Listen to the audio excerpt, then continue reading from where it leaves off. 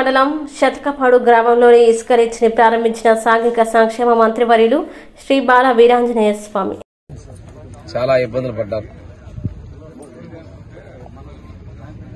బేల్దారులు అదేవిధంగా గృహ నిర్మాణం మీద ఆధారపడినటువంటి అన్ని వర్గాల ప్రజలు కూడా చాలా ఇబ్బందులు పడ్డారు.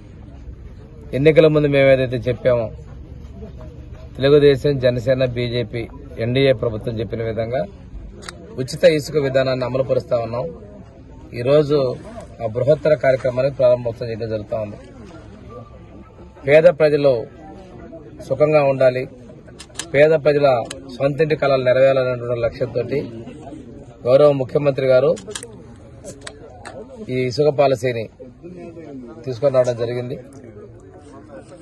మేము చెప్పిన విధంగా ప్రభుత్వం ఏర్పడినటువంటి నెల రోజుల లోపలే ఈ ఉచిత విధానాన్ని మేము అమలులో తీసుకొచ్చాం.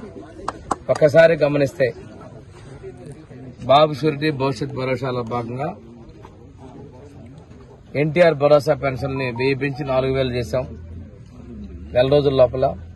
రెండో కార్యక్రమంగా ఉచిత ఇసుక అమలు తీసుకొని రావడం జరుగుతోంది.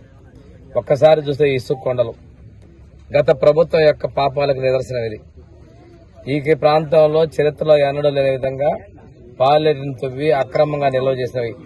ఈరోజు మన దగ్గర 42,000 మెట్రిక్ టన్నుల ఇసుక కొండలు ఉంటే వాటిని ప్రభుత్వం పేదలకు ఉచితంగా ఇవ్వబోతా ఉంది.